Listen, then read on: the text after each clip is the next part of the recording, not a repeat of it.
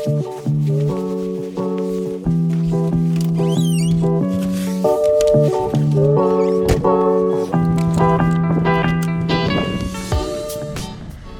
love being car people in Minnesota.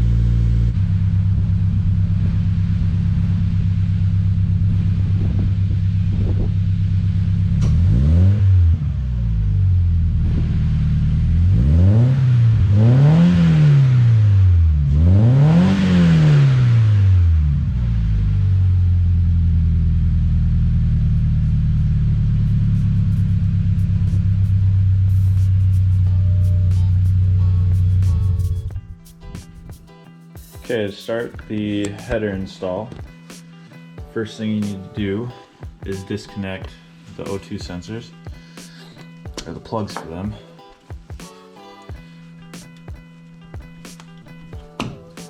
And then those have little zip ties on them.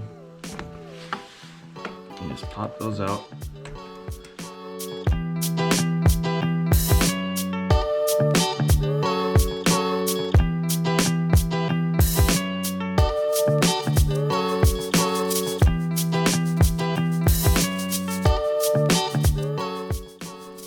Underneath the vehicle, you have the smell skid plate, which is held in by a couple 14mm, 10mm, and then a couple push clips.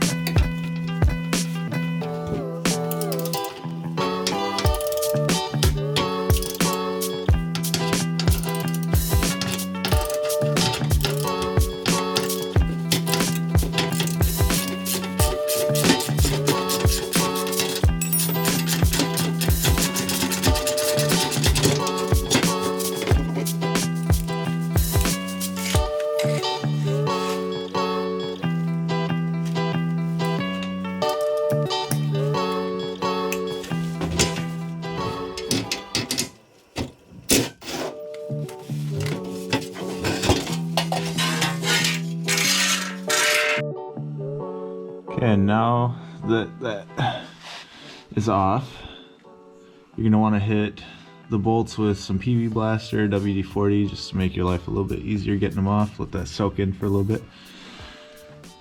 On the stock header, the stock manifold, you have 3 bolts on either side. One there, and one there. Same thing on the other side. and then 2 connecting it to the stock out pipe.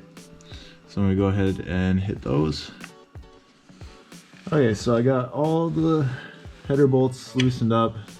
All of them are taken off except for 2, which are just threaded on just enough to keep the header held up. I got the nuts taken off of the stock overpipe. There's one there and one there. And then,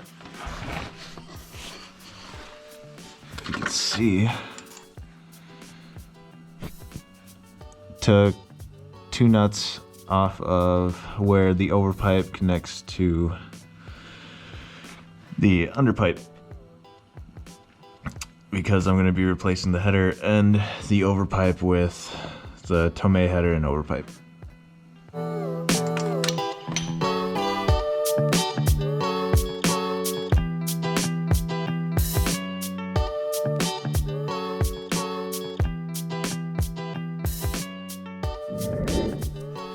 Alright, so the old header is out. Got the O2 sensors removed.